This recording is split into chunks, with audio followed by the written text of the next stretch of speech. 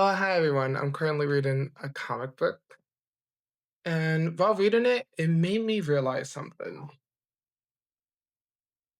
Without us really knowing, a lot of superheroes are neurodiverse coded, and a lot of people who are neurodiverse like superheroes. So I'm gonna break down why that is, why is a lot of superheroes neurodiverse coded, what is the connection between the both, and just why a lot of us, like neurodiverse people, relate so much with superheroes. So let's get right into it. Have you ever felt like you live in a world that doesn't understand you? Superheroes might be your first experience of relating, from Spider Man having anxiety, from the X-Men being outcasts. Neurodivergent fans always found home in comic books and Cape Crusaders and movies.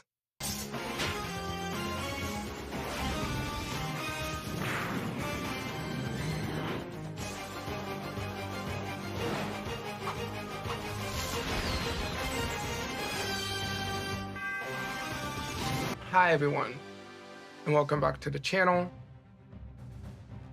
Today we're going to be talking about why superheroes, as much as is a big part of the neurodiverse community, and I'm going to be talking about that.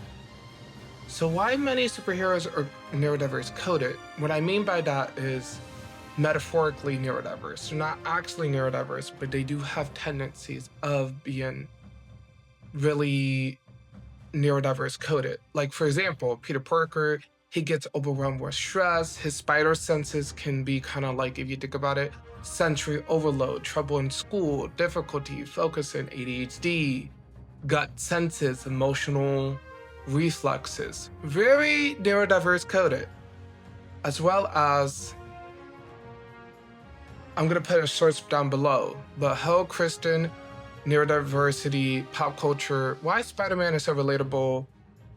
I'm going to put it down below, but he gets more into that as well. I'm going to have more sources in the video as well. Also, the X-Men, created by Stan Lee and Jack Kirby in 1963, a metaphor for being different, for race, sexuality, disabilities. Fans interpret them as autistic coded or neurodiverse coded, some of the X-Men as well, due to misunderstood and focus on the power and Max the Power and Cure.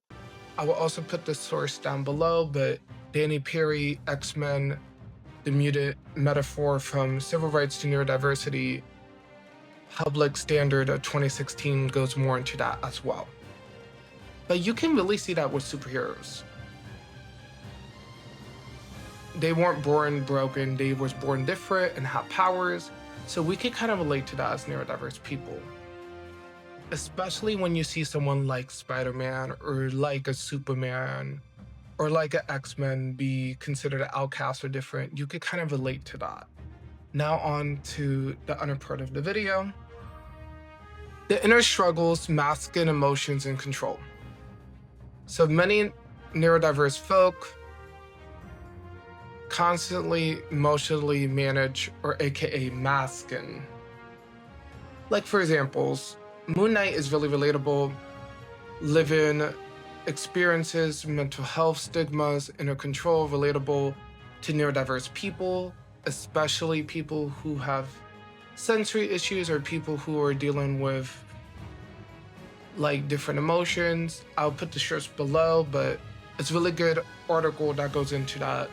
Marvel's Moon Knight, The Illness of Representation Psychology Today of 2022. I'll put that in my sources, but they go more deep into that as well. Bruce Banner, come on.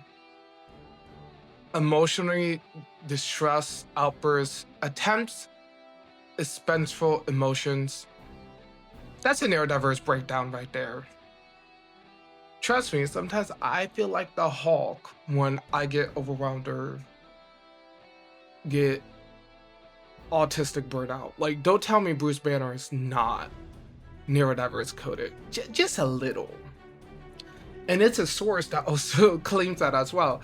So the Hawk, the case of studies of pros and emotions from the Atlantic of 2019 goes more into that as well.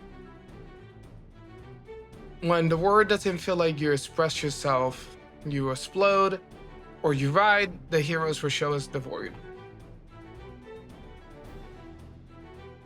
Now on to the next part, special interest and powers.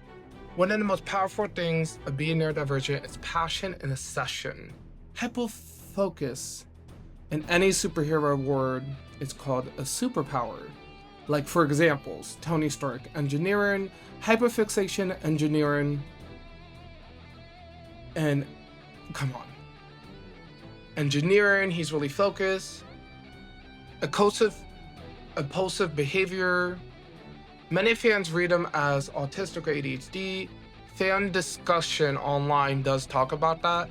In this published article, Neurodivergent Genius, the case that for autistic Tony Stark, the Mary Sue of 2020, I'll put that more in below, but pretty much they do a fan discussion with fans, and a lot of fans says Tony Stark gives them like that neurodivergent feel. They feel connected to him. It's a whole like source, and it's really cool, and it's really cool to see that. Reed Richards' Fantastic Four, super intelligent, socially awkward, knows he misses a lot of social cues. And other source does talk about that. J. McGough Comics Neurodiversity Characters Autistic Human Superhero Fiction 101. The real word is to calm. Superheroes is an excessive place for peace and calm. I'll also put that source down below, but that talks about how these characters does relate to a lot of neurodiverse people and does make them feel comfort and safety. Now on to representation matters. Representation really gets to be hero, slowly impactful neurodiverse hero stories are appealing. So like Billy Kurtzen, the Blue Ranger from 2017's Power Ranger film, was openly autistic. I love that. Lana Goodwill from Harry Potter, often seen as an autistic coded person.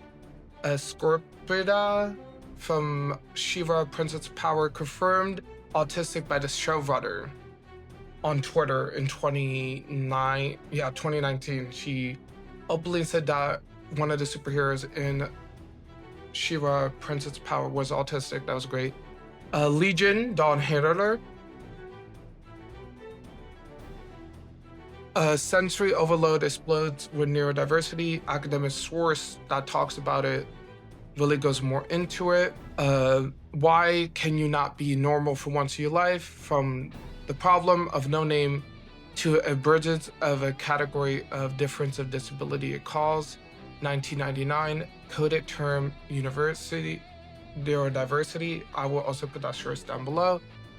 And now it's time for a call to action. Maybe the reason people love superheroes as neurodiverse people because it's escapism, and because these stories kind of tell us we're not weak, we're not different.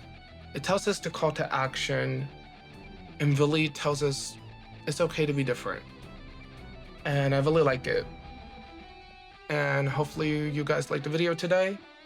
I felt like it was something that needed to be talked about, especially now because we're getting a lot of more superhero representation.